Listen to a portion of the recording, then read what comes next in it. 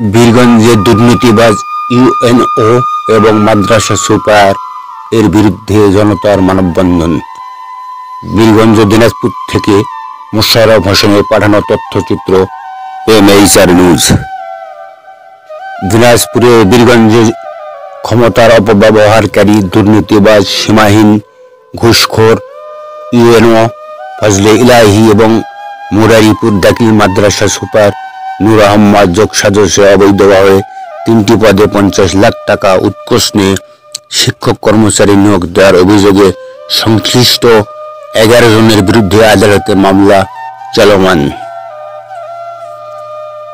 বিধি বহির্ভূত ভুয়া নিয়োগে কর্মরত সহকারী সুপারিনটেন্ডেন্ট গোলাম রসুল শাহী, নিরাপত্তা প্রহরী খায়রুল ইসলাম ও আয়া পদে পারভীন আক্তারকে বাতিলকরণ, একই সাথে দুর্নীতিবাজ সভাপতি এবং মাদ্রাসা সুপারের শাস্তি নিশ্চিত করার দাবিতে 23 ফেব্রুয়ারি 2025 সকাল 11টায় মুরারিপুর বাজার মাদ্রাসা রোডে এলাকাবাসী ঘণ্টাব্যাপী স্বতঃস্ফূর্ত প্রতিবাদ সমাবেশ মানববন্ধন করেছে।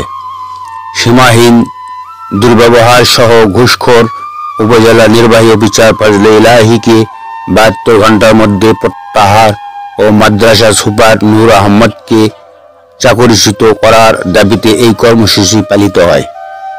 আন্দোলনকারীরা হুঁশিয়ারি দিয়ে বলেন, যদি অবিলম্বে তাদের যৌক্তিক দাবি কার্যকর করা না হয় তবে তারা আরও কঠোর কর্মসূচি পালন করতে বাধ্য হবে। ইউএনও ফজলে ইলাহির বিরুদ্ধে গত 4 ডিসেম্বর 2024 বুধবার সকালে চলমান বার্ষিক পরীক্ষা স্থগিত করে মানববন্ধন, প্রতিবাদ সমাবেশ ও মহাসড়ক অবরোধ করেছিল সকল শিক্ষক কর্মচারী ও ছাত্র জনতা।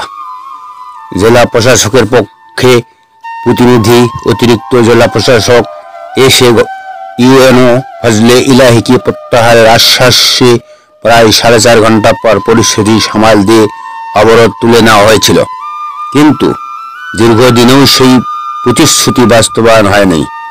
দিনান্তর জনতার ক্ষোভ বৃদ্ধি ও পুঞ্জীভূত হয়ে ভয়ানক আকার ধারণ করছে, তাতে সন্দেহ নেই।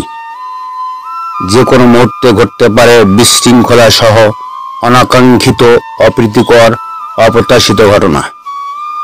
বঞ্চিত প্রার্থী ও মামলার বাদী শরীফ আহমদের সভাপতিত্বে এবং যুবদল নেতা আমিনুল ইসলামের নেতৃত্বে বক্তব্য দেন ইউনিয়ন বিএনপি জামাত সমর্থিত ব্যক্তিবর্গ জুয়েল ইসলাম, গোলাম রইসুল, শাহজাহান, নেতা রইসুদ্দিন ঢালি, উত্তম রায়।